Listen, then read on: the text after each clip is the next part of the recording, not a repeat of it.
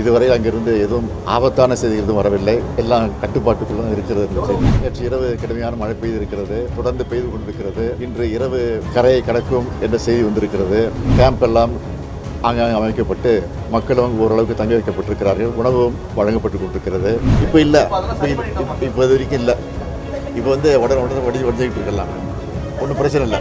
அந்த இடத்திற்கு முன்கூட்டியே நாங்கள் அதுக்குரிய நிவாரண நடவடிக்கை ஈடுபட்ட காரணத்தினால இப்போ இது வரைக்கும் எந்த பிரச்சனையும் இல்லை என்பதுதான் எங்கள் செய்தி. தொடர்ந்து ரெண்டு மூன்று நாட்களாக மழை பெய்யும் என்று எச்சரிக்கப்பட்ட நிலையில் தமிழ்நாடு அரசாங்கம் அது குறித்து தொடர்ந்து ஆய்வு நடத்தி முன்னெச்சரிக்கை நடவடிக்கை எடுப்பதற்கான எல்லா முயற்சிகளும் ஈடுபட்டிருக்கிறோம். அது உங்களுக்கு நல்லா தெரியும்.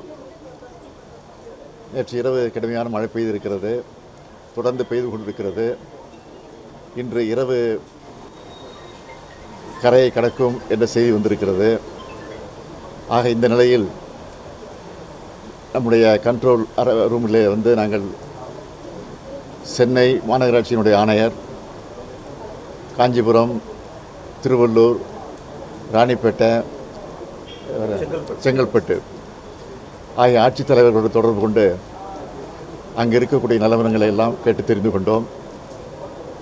நிவாரணப் பணிகள் எந்த அளவுக்கு நடந்து கொண்டிருக்கிறது என்பதை தெரிந்து கொண்டிருக்கிறோம். கேம்ப் எல்லாம் ஆங்காங்கே அமைக்கப்பட்டு மக்களும் ஓரளவுக்கு தங்க வைக்கப்பட்டிருக்கிறார்கள். உணவும் வழங்கப்பட்டு கொண்டிருக்கிறது.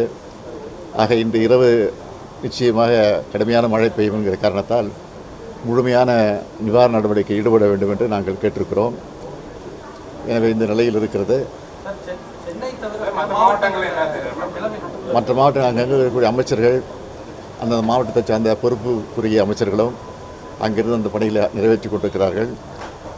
இதுவரை அங்கிருந்து எதுவும் ஆபத்தான செய்தி எதுவும் வரவில்லை. எல்லாம் கட்டுப்பாட்டுக்குள்ள இருக்கிறது என்ற செய்தி.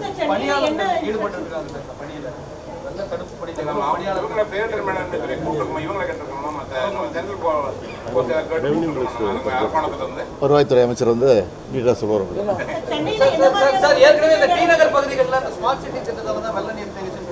இப்போ இல்லை, இப்போ இது வரைக்கும் இல்லை.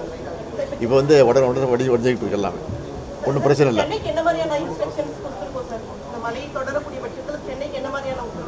சென்னையில் எங்கே தண்ணி தேங்குமோ அந்த இடத்திற்கு முன்கூட்டியே நாங்கள் அதுக்குரிய நிவாரண நடவடிக்கை ஈடுபட்ட காரணத்தினால இப்போ இது வரைக்கும் எந்த பிரச்சனையும் இல்லை என்பதுதான் எங்கள் செய்தி.